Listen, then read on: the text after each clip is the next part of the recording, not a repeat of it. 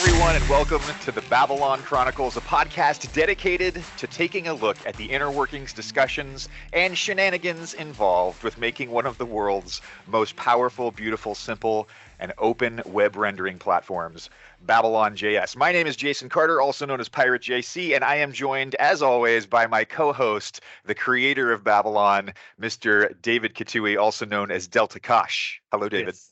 Yeah, hello. Can I ask?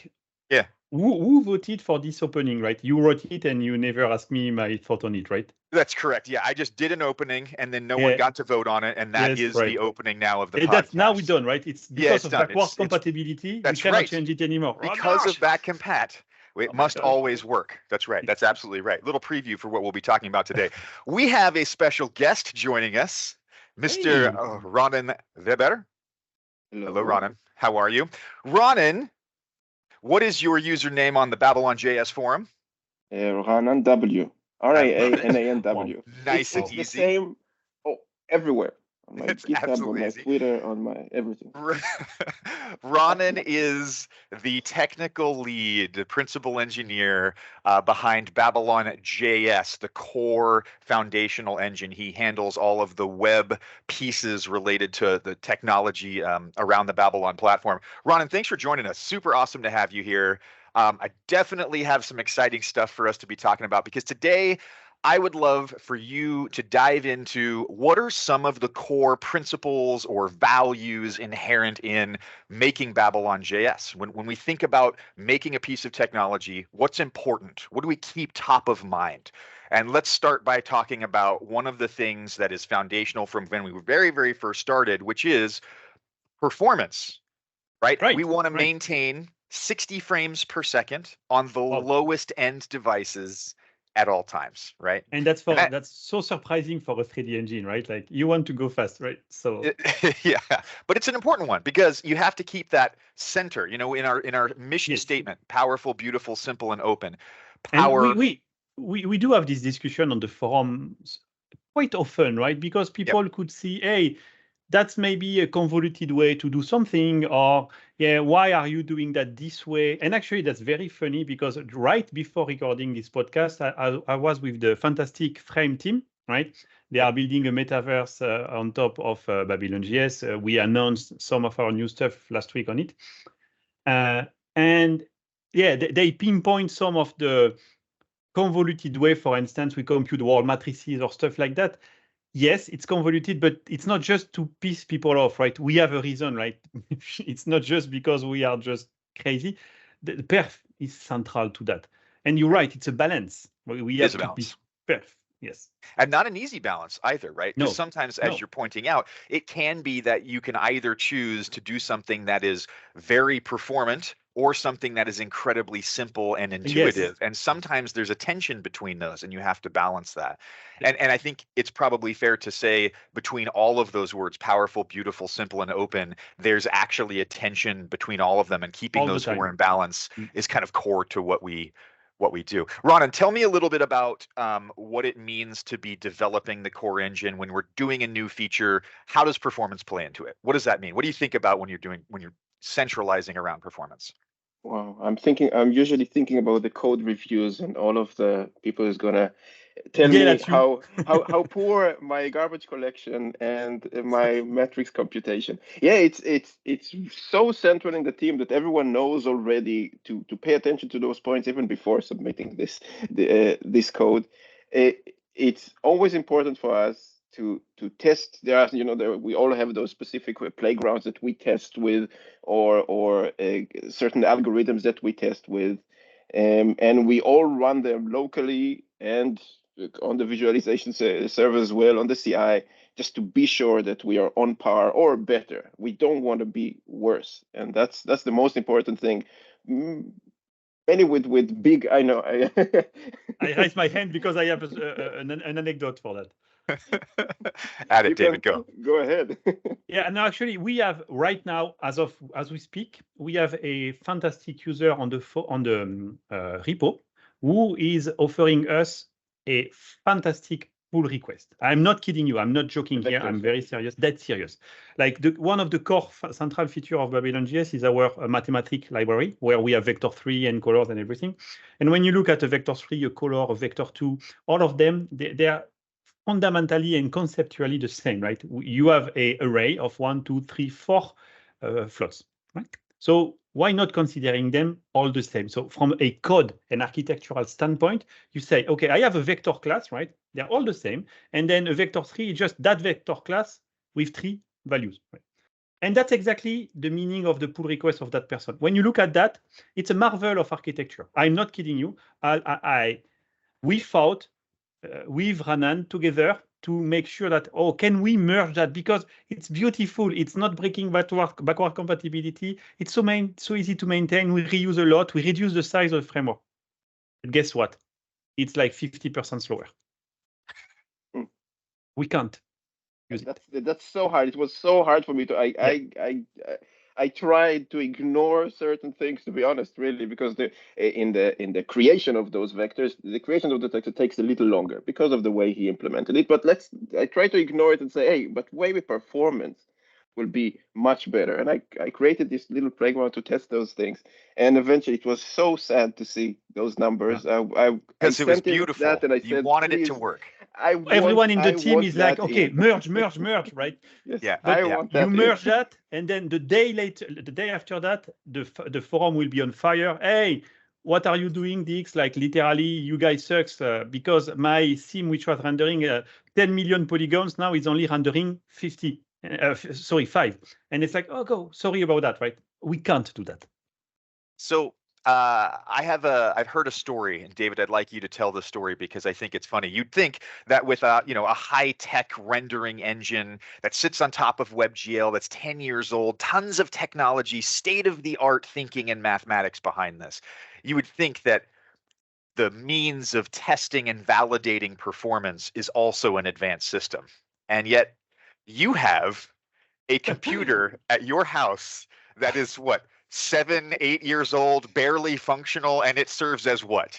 What is its job? Tell me this story. Well, the problem, let me just step back a little bit to answer your question, because I know Raanan is actually working on modernizing that, right? But yes, when we have a new version of Babylon.js, let's say you move from 4 to 5, right? Yep. One thing you want to make sure regarding perf is that you are not regressing performance, right? So how do you do that, right? With the infinite number of possibilities we have in Babylon.js, like you have a scene with material, no material, like with particles or particles interacting with bonds, which like you have a knight with a sword and the sword emit light, and like every single scene is actually a world of potentiality. So how do you test that, right? So when we develop, as Raanan said, we run Playground, but you know what? Your computer may evolve, right? Last year I had a 3090. This year I have a 4090. So yes, Babylon 5 is faster by 10x. Oh, look at that, it's faster. Well, actually it's not, right? We have to stick with, we have to stop time. Like this is exactly the point. You have to stop time. So what I did for Babylon 3, it's not yesterday, I bought a computer for myself. And when I was about to retire that computer, I said, you know what, stop. I'm gonna just never update Windows, never update the drivers, never update anything. That computer is a monster, right? It has a air gap, so it's not connected to anything, right?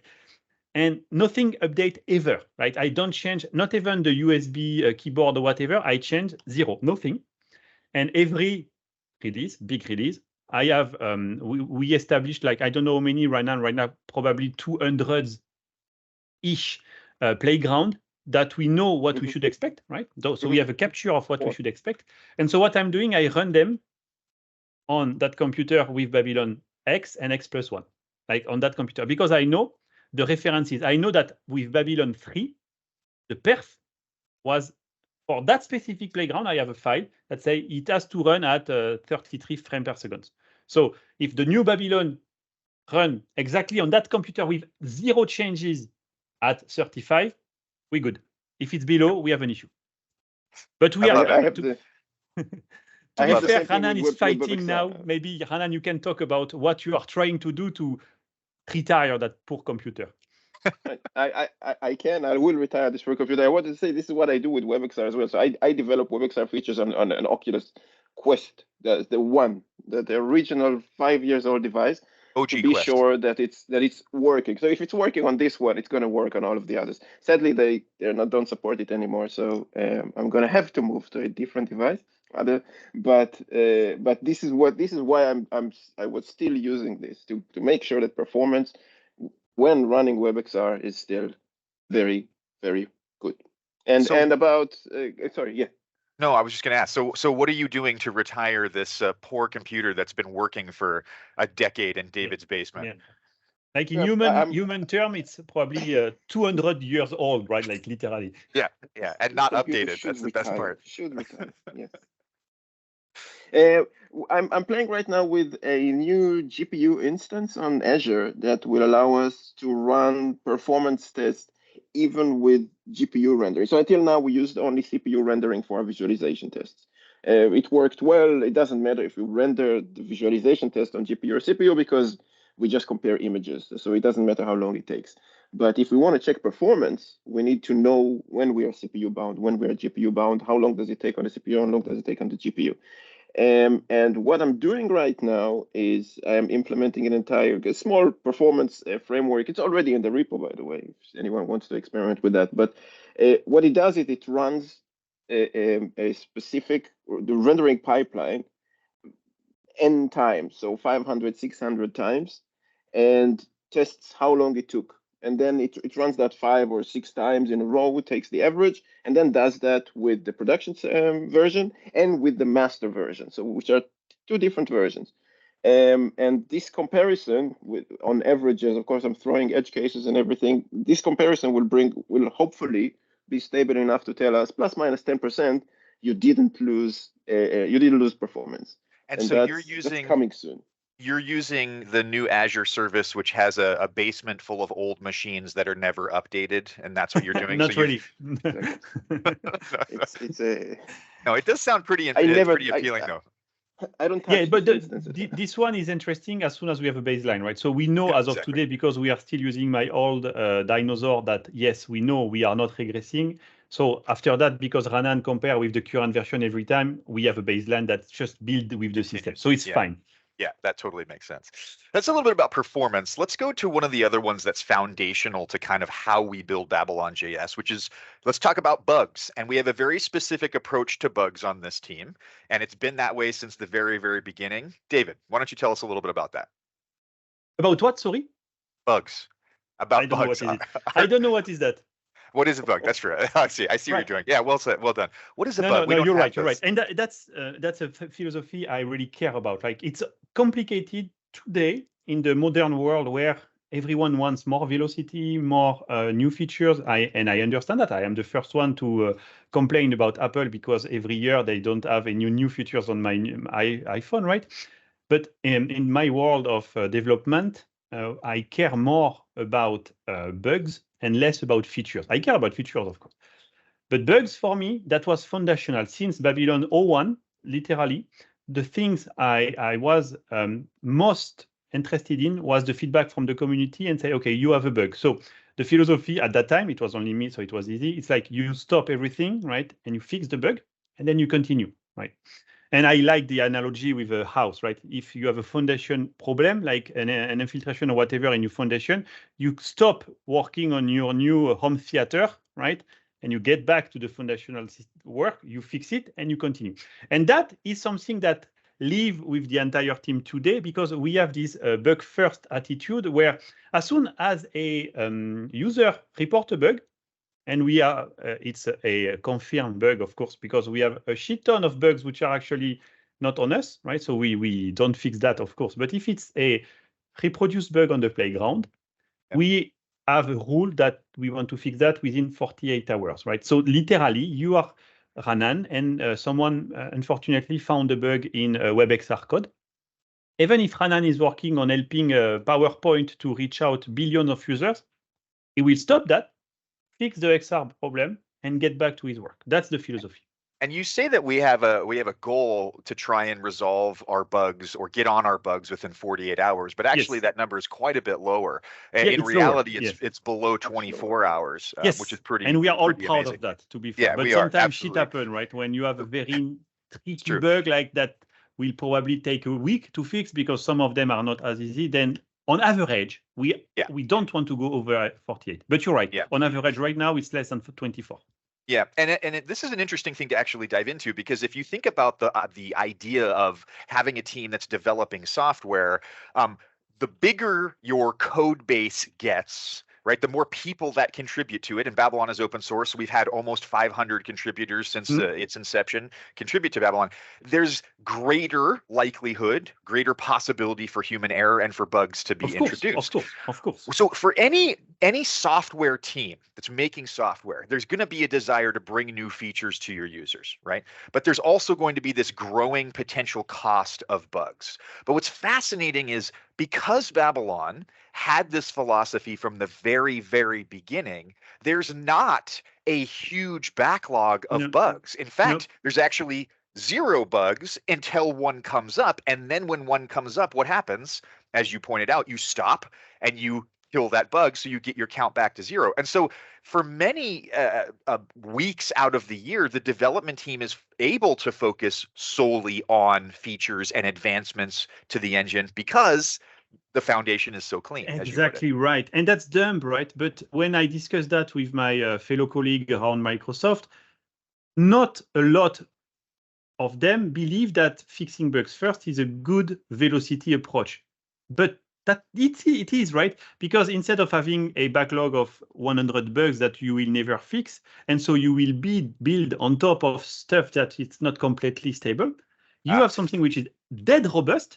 And so any new feature, like you're right, think about Babylon.js complication and complexity. Think about the fact that when, I don't know, we are building the new node geometry system, it's actually built on all our vertex data system, which is built on top of the buffering, which is built on top of the uniform buffers, built on top of the shader. Like you touch one tiny stuff in the shader engine, everything is impacted, like from the particles to the bones to, so if it's not robust, you will break everything every time you add something. And that idea, the idea of your colleagues will say, where is getting to 0 bugs really that important? It's actually born out of an interesting idea. The idea being you want to maximize the value that you give to somebody who's going to use your software. So it's an innocent thought, right? The idea coming here is, hey, I can get more value to more people by focusing on a new feature than I can by fixing that thing that's over there, that broken bug. But to your point, what's fascinating is the most stable, high-quality pieces of software that exist are ones where the foundation is strong, where there are very, very few bugs. And that relentless focus on quality pays dividends in the long run. And that's always been our investment. That's right. It's literally an investment. It's like buying a Bitcoin when it was worth like 1 cent. Yeah. Right. And say that's dumb. Why are you doing that? And now it's worth. It's exactly the same images. And I am a child of Windows 95. Now, even if we all work for Microsoft, I can say that. I guess it's like when Windows 95 was there, like it was a shithole. Like it was literally so buggy, right? And people keeps adding feature on top of that. But I was like, you know what? If you don't add feature to the new service pack and you just fix your bug, I could pay for that. Like, I don't care about the new feature if all the baseline is broken, right? I was mad at that for a lot of time. For sure. So that's a little bit about bugs. Let's jump to our next topic, which is talking about our community. So Babylon being open source means anyone can have the code, but we have a slightly more advanced view of open source, which is that's also cultivating a community of people around this software package. So Raanan, tell me a little bit about what it's like to have thousands of voices in the community have a say or an interest in what it is that you're trying to do with the platform. In 2 words, it's amazing. So it's I joined this community 2014 or 2015, and I remember already back then that David was there every day on the forum, talking, asking questions, making sure that everyone is everything is on track and everyone is fine with it. And I remember features that fell down because community said, no, we don't need them. And I remember features that were implemented just because a few community members said, hey, wait, we really need that. And it's quite amazing to have this great community, and second to be in a team that takes that into account and to actually listens to the people who are telling us, hey, we are using it. It would be wonderful to have this and that feature. Yeah. That's well said. Well said. I'll maybe add to that by saying there's a deep passion on our team for empowering other people. Yeah. It's just something that is inherent in everybody who works on the core development team for Babylon. And so it brings us genuinely, sincerely, a lot of joy when we know that we're providing something of value to this community. So the Babylon.js forum, other mechanisms as well, but that's the predominant one. It gives us this direct connection to the people who are using it. One, so that we can hear, are there bugs that we need to kill? Are there ideas of where the platform can go? But also it gives us this real world feedback to know that what we're making, what we're trying to do is having value for people. How many times on the forum, Ron, in a week do we see amazing creations from people? Yeah. It's incredible what people are doing with Babylon. Beyond my wildest dreams, that's for sure. And that's a part of this idea of keeping the community centered, focused on them and their needs in what it is that we do. It's not always easy. There are some disagreements from time to time. There's different approaches. I'll tell one of my favorite stories just real quick, which is at one point in time, one of the large companies that uses Babylon, they and it should remain nameless, they said, hey, wouldn't it be cool if we could know how far and wide Babylon is truly using? Let's put a telemetry package inside of Babylon so we can get some data about how and where and why it's being used. And so what was that like, David? You were there in this time. What was that like? What did we do? Well, I was genuinely, really. So again, a bit more context. I'm okay to share that, actually. That's fine. That's fine. I'm thinking out loud if I should, but let's say I can. Should I name the company?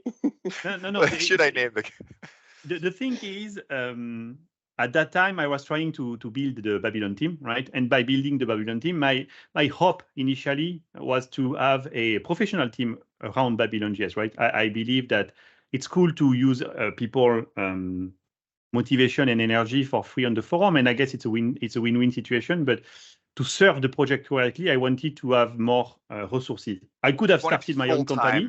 Full-time dedication so it could accelerate faster. Exactly right. So when you have people in the forum asking for something and it's not your job, you try to do as much as you can, but it's not as rewarding as it could be.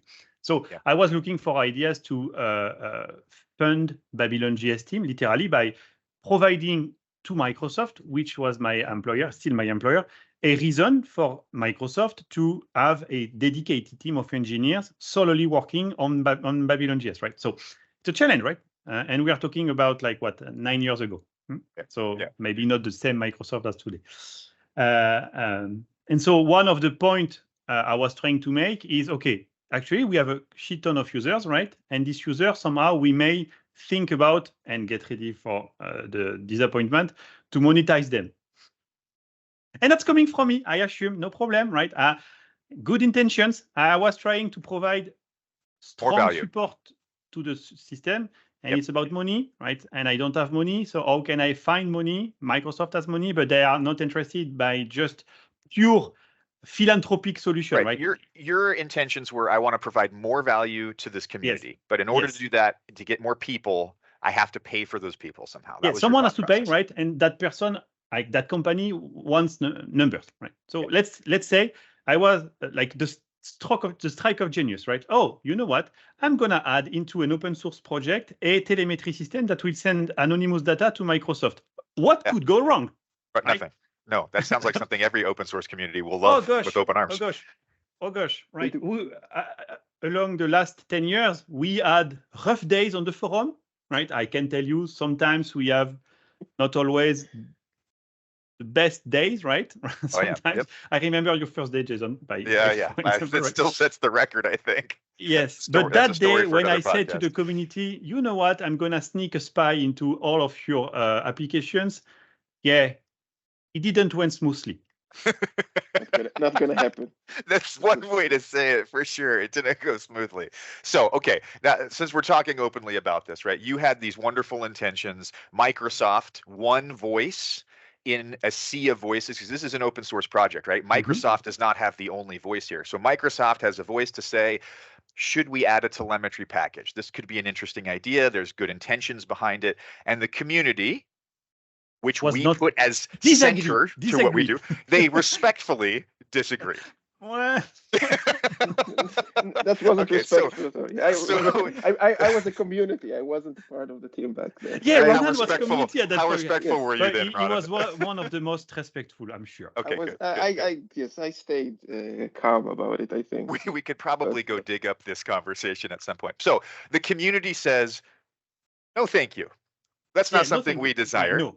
And so what's interesting is that the moment that happened, you were faced with a really unique moment, which is you go back to Microsoft and you say, I asked the community. We brought Microsoft this one voice, one of many. We brought this idea to the community and the community said no. And what was Microsoft's response to that? Very good, honestly, right? So kind of amazing, right? Kind of amazing. Yes, it was the very beginning of Microsoft being really fair with open source, right? Like again, 9 years ago. Yeah. The answer was like, okay, so why should we pay for a team in this case, right? Yeah. And so I had to pivot, right?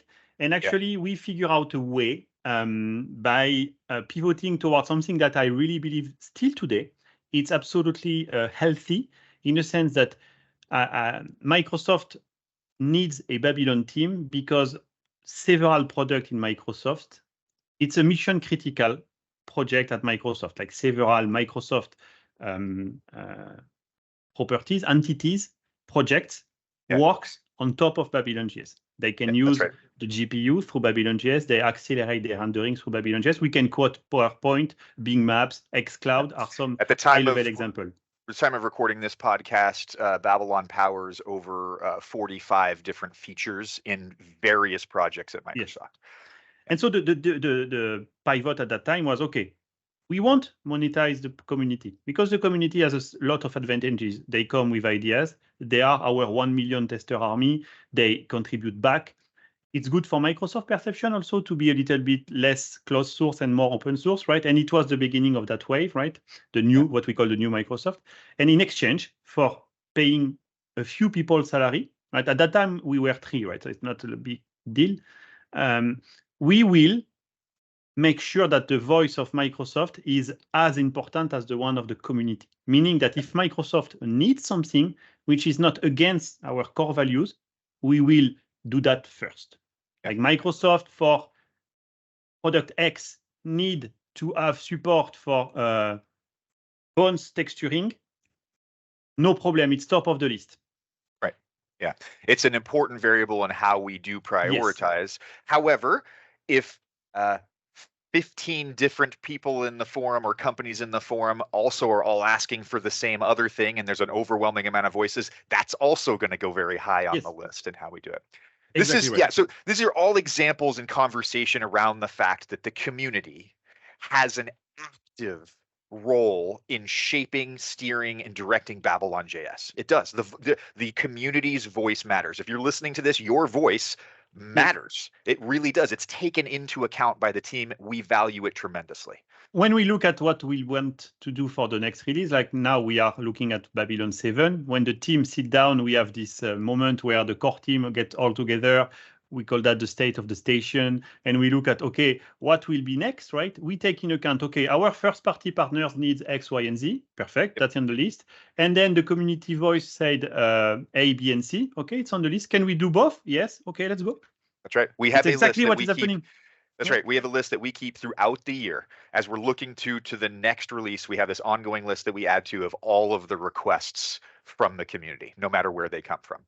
So that's a little bit about the community and how important it is, and the specific role we play in making sure that is central to Babylon's development. Which also, by the way, includes, if you didn't already know this, the core development team of Babylon, our team, staffs the forum 5 days a week, right? And we are located all around the world, so we have this added benefit of the core hours are not 9 to 5 Pacific U.S. time. It is quite a bit more extended, but 5 days a week, the core development team is there answering questions, listening to the community, and teaching.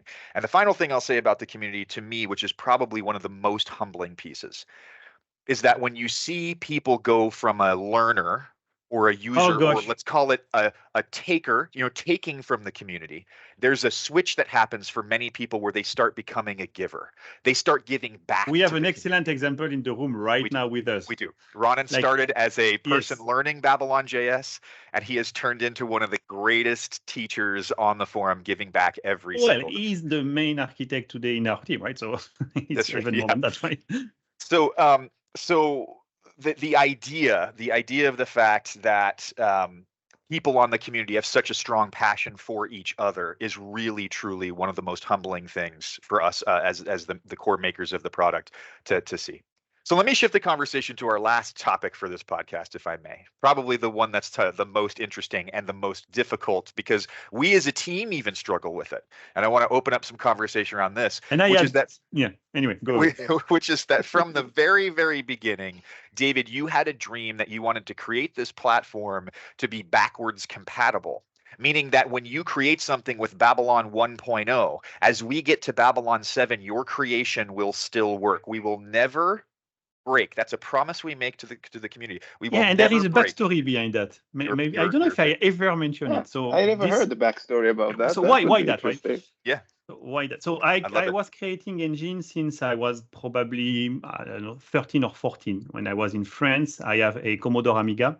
It was a 68,000 based computer.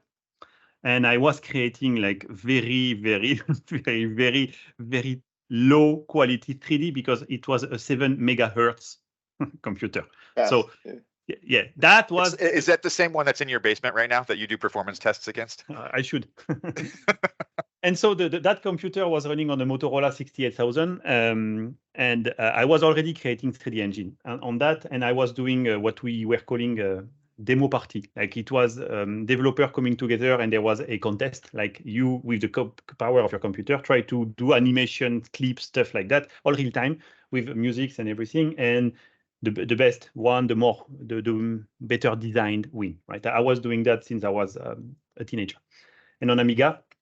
I had a 68,000, and when I was able to buy the next Amiga, which was the Amiga 1200, it came with a 68,000, 6820, 68020. It was a tiny evolution of the Motorola chip, not a big deal. My fucking entire code broke, like literally. I changed computer on the same brand, everything's the same, everything's the same. I launched my new demo because I was happy because from 7 megahertz, I was moving to 14 or 20 if I could boost it, like literally out of nowhere, I have twice more power, right? And there was some specific instruction that I could use, like the boost instructions, which were the same as before, but faster. So the dream of our developer. I was 16, and when you're 16, you are easily frustrated, and that's something that remains within you forever. Right? Oh. And so, yeah, right. So the girls and everything, and the frustration coming from that fucking new chip that was not entirely compatible, and that was not like it's a new language. It's like some assembly orders were moving different bits at the different positions. Like it's impossible to debug. You have to go through every line and check, okay, what is happening? So you have the new documentation, which is not internet, I remember, right? It was, and I was 16, there was no internet, it was books. And so I was looking, okay, the reference for the move assembly order, okay, they move from this register to this one, plus this one. Oh gosh, fuck, it's breaking everything I have. Like I was so frustrated that I stopped. I literally was not able to find the strength to port my old demo to the new system. So I stopped. And I was like, you know what? That's dumb. That's shit. That horse shit. I hate that. And then I move on. I created new engine, like from start on the computer, on PC, and then everything. But when Babylon time came, I was looking at 3JS. And I love 3JS. Mr. Doob has all my respect, and what he did and what he's still doing is fantastic. But one thing that I was not ready for was, okay, every time there is a new version, I don't want to spend time on checking what's wrong or figuring out what's missing. So I decided the main core reason, okay, beside the fact that I love creating engine, the main core reason I could have forked 3JS was, okay, 3JS fundamentally does not align with my view of a backward compatible world where the developer uses a tool. When I buy a new hammer, I don't have to rebuild my house, right? When I buy a new hammer, I can continue building my house and what I built still works. So that was that mindset. And so this is where the core foundation of everything else is before performance, before simplicity. My core feature is because of the Motorola chip 6820. I love that story. I love that story. So here's what everybody who's listening needs to know. From the beginning, there was a promise that Babylon will always be backwards compatible. To this day, that promise still stands. Yeah, that's fair to say? Yes. That your creations that you make today, if you're just getting started with Babylon, they will work 5-10 years from now. Okay. And that is a beautiful thing. It's a beautiful thing to put out there. It is incredibly user focused. However, yes, that is not an easy thing as a development team to do. Raanan, you and I have had many, many conversations about the idea of technology advances, right? What existed 5 years ago when we created, let's say, hypothetically, well, let's take a recent example. Let's take our physics API, right? We had a physics API, and at the time it was cutting edge. We named all of our methods and functions, everything, according to what made sense at the time.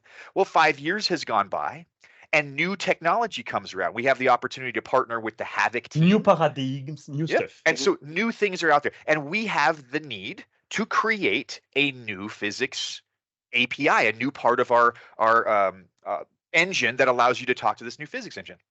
So we're stuck with a really awkward moment. People who have written applications in the past using the first API, those need to still work because that's backwards compatibility. But now we need to change everything. So what do you do? What's the Raanan, what do we do to keep Raanan, tell me innovating? What do we do? Yeah, tell me. What is that thought process? I think no one really knows how much we are working behind the scenes to maintain this very fragile thing called backward compatibility. I think I call them intellectual discussions, but actually they're arguments with David about about the level of backward compatibility that we have. Yeah, no, it's all very friendly, of course. The level of backward compatibility, and I remember I think I even told him that he's religiously protecting backward compatibility once. Oh, you said that. You said that. Yes, I'm pretty sure I use this word as well because he's really this is like. It's but now fanatic. Maybe I did not. It's his belief system. What I wanted to say is that every time I hear, sometimes I read. I just wrote an article about backwards compatibility to the blog, and I just searched Babylon.js backwards compatibility. And if you search Babylon.js backwards compatibility, you get so many people on Twitter that we don't know that say it was so amazing. Just that's the reason changing why the I use version Babylon.js to Babylon.js 6 instead of 5 and do nothing.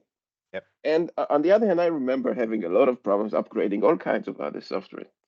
But so just opening a parenthesis, Raanan maintains our build system. So he deals with Node, Azure, and all of that. Closing parenthesis. So when it comes to backwards compatibility, and I think this is one of our core differences, me and David, is that we have the UMD version, which is ES5. ES5 is 10 plus years old. And maybe 10 years old, something like that. And we have the ES6 version. And I once said, you know what? We don't have any browsers anymore that use ES5. Everyone has moved on. Can we not compile ES5? Can we? But the answer came instant. No, that's not going to happen and never going to happen. And this is part of the hard part on the back end, to maintain this, to continue maintaining a really old version. It's a UMD version, so it's supposed to we're supporting CommonJS and AMD. I'm not sure who's using CommonJS and AMD, but we still support it. And I promise, this is something I promised David, we will forever support it. until the build tools will stop supporting it, which is probably not going to happen anytime soon, we will continue supporting those two package flavors. It's not only the function, it's the way we deliver as well. And it's complicated, hard. right? It's really hard. Of course it is. So, you know, a lot of other software teams, the way that they manage something like this, the need to evolve the technology, the term is deprecation, right? When you want to deprecate something that's old in favor of something that's new, a lot of what other teams do is they say, okay, hey, we're going to let our users know that we're moving on from API 1 to API 2. And there's a lot of different ways you can do that, right? You can signal in documentation, signal in code that this is a struck through, you know, deprecated function or whatever. And then we're going to keep those around for a version or two, depending on the software team. And then at some point, they officially die. Not Babylon. Not Babylon. No. Babylon. We will. So actually, Raanan, I'll hand it back to you. What is our current thought process and philosophy to knowing something will always stick around, but knowing that we also need to move on to new things? How do we signal that to our developers, to users? So we have two tags that we use mainly for that. The first one is deprecated, and this is a JS doc tag. So we expect your editor to tell you, hey, this is deprecated. Maybe you shouldn't use it. But deprecated in Babylon.js doesn't mean, so usually in Semver, if you look at the Semver standard, you see that deprecated functions, next major version will be removed from your framework. Right. It's kind of good for us not to say they will not be removed, because then people move to the new API, but I can say— there is an incentive. Yes. But I can guarantee that those deprecated will forever be maintained deprecated. And in the UMD flavor. That's the tricky, UMD, that's and also in the ES6 as well. But eventually, when we come to a new package system, we can talk about it a little later, then we will remove them. So eventually, when we don't have to provide this backward compatibility for people using this specific flavor of Babylon.js, then they will be removed. And this is, if you look at the repository, we have a repository structure. There is like a dev branch and the dev directory and an LTS directory. And those deprecated functions are mostly going to the LTS directory, because eventually we could build just the dev without the LTS and then lose those deprecated functions. Yeah, and I want to very much underline that, because we have the best of the two worlds with this flavor approach, meaning that if you do nothing, you're going to continue to get the UMD or the S6 version, change nothing, new version will flow. But you may not see all the wonders of the third new flavor that Raanan is introducing, ESM actually, where because it's a conscious move from the user, the deal is the following one. Okay, for this one, you're going to get smaller packages, maybe modern API, but there is a price to pay. And if you're willing to pay it, you get it. But if you don't want to pay it, you're fine. Whereas if I am updating my code to React 18 right now, because I am developing some apps on the side, I have to pay the price, and I don't think you have the choice, right?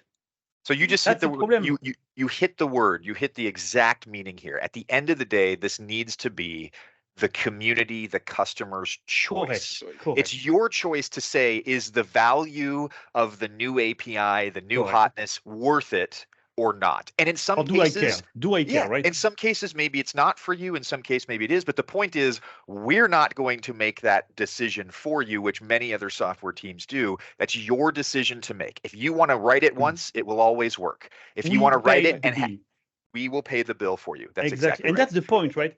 It's like sometimes developers invite you to the restaurants, but at the end you have to pay the bill. Fuck, then don't invite me, right? Because it's not an invitation anymore.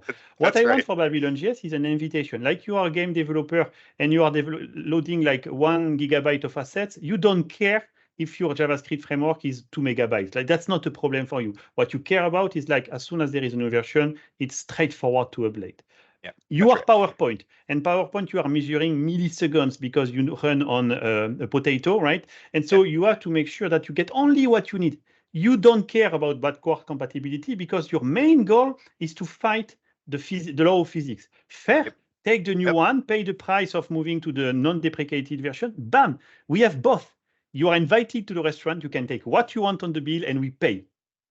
That's exactly right. This is the approach. This is the approach. You talked about the physics engine before. I think it's one of the first times that we actually have a version 2 version of an API And this is exactly on a smaller scope. This is exactly what we did there. So the older version of the API will forever stay, will forever be maintained.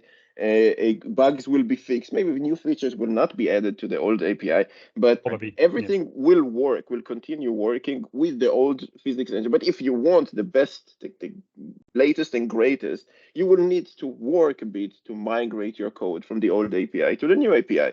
There will be some cost on the developers' end, but they don't have to do that. Virtuous, choice, because we believe that we don't want to force you. We believe that because our new feature will be appealing enough, you will be happy to bite the bullet.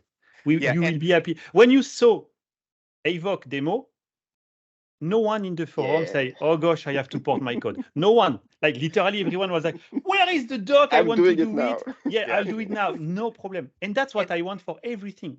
And at the same time, you're also touching on why, as developers, as creators, this is so challenging, is because we have something that is just so amazing, and we want everybody to experience this new thing, but we're not going to force your hand. And there's a part of that that's emotionally hard. It is. We want you to have the new stuff.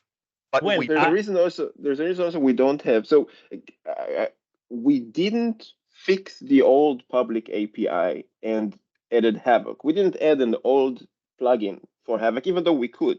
It could have worked with the old API. We also we said new engine, we want to improve the API because the old API was implemented. I implemented that, I think, 9 years ago, 8 or 9 years ago. It worked wonderfully of the community at that time.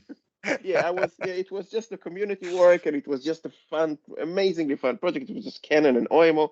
Later, EMO was added a lot later, but it had issues, and there was no reason to fight this API. We had to either fight this API and get it to work with Havoc, but limping, or get the full potential of this amazing physics engine. And this is what we decided. Let's have a V2 of the old API, and the old API, it's not even deprecated. The old API, it's still working, and it's still fine. And tangential to that, I want to underline one thing here.